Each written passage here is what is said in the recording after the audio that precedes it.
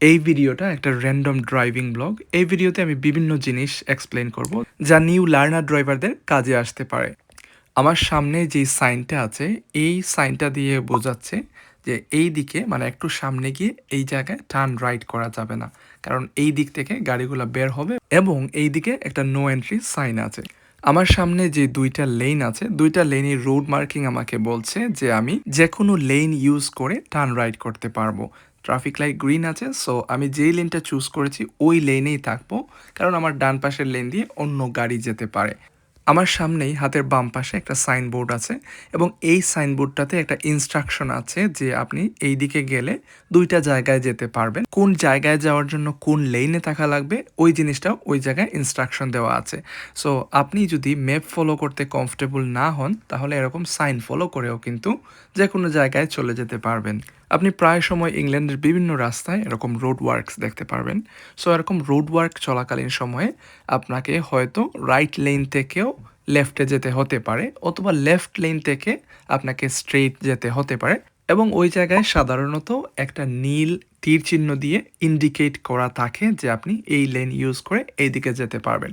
আমার হাতের বাম পাশে আরেকটা সাইন আছে, এটা হচ্ছে ব্লু কালারের একটা সাইন যা আমাকে ইনফরমেশন দিচ্ছে। এই সাইনটা আমাকে বলছে যে সামনে ডুয়াল ক্যারেজওয়ে আছে, মানে স্পিড লিমিটটা চেঞ্জ হয়ে 70 মাইল পার আওয়ার হতে পারে, এবং ডুয়াল ক্যারেজওয়ে যেহেতু আছে তাই মাঝখানে একটা ব্যারিয়ার দিয়ে লেনগুলা সেপারেট করা থাকতে পারে। হাতের বাম পাশে আরেকটা সাইনবোর্ড আছে যা বোঝাচ্ছে যে আমার সামনে একটা রাউন্ড অ্যাবাউট আছে। সো আমি আগে থেকেই জানি যে আমার রাউন্ড অ্যাবাউটে সেকেন্ড এক্সিট যেতে হবে, এবং এই জায়গায় সেকেন্ড এক্সিট যাওয়ার জন্য আমাকে অবশ্যই রাইট লেনে থাকতে হবে।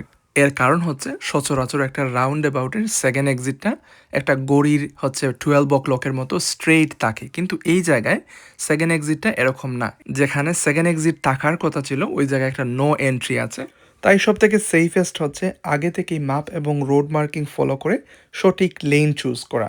এই মুহূর্তে আমি একটা মরিসনের কার পার্কে আছি। ড্রাইভিং টেস্টে এক্সামিনার আপনাকে যে কোনো একটা কার পার্কে নিয়ে যাবে, ওই জায়গায় আপনাকে পার্কিং প্র্যাকটিস করাবে। সো কার পার্কের ক্ষেত্রে সতর্কতা হচ্ছে, যখন আপনাকে পার্কিং প্র্যাকটিস করার জন্য এরকম একটা বিজি কার পার্কিংয়ে নিয়ে যাবে, আপনাকে অবশ্যই চারপাশটা ভালো করে দেখার পরে তারপর হচ্ছে পার্ক করতে হবে।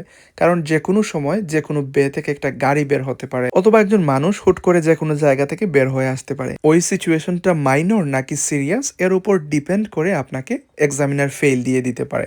সো আপনি হয়তো অনেক ভালো ড্রাইভ করেছেন 35 মিনিটস, শেষের 5 মিনিটসে যখন আপনি পার্ক করতে গিয়েছেন ওই সময় হয়তো আপনার গাড়ির কন্ট্রোলটা ঠিক ছিল না, অথবা এমন কোনো সিচুয়েশন ক্রিয়েট হয়েছিল যে জায়গায় এক্সামিনার আপনাকে স্টপ করতে হয়েছে, না হলে একটা অ্যাক্সিডেন্ট হয়ে যেতে পারতো বা কাউকে বা অন্য গাড়িকে হিট করে ফেলতেন।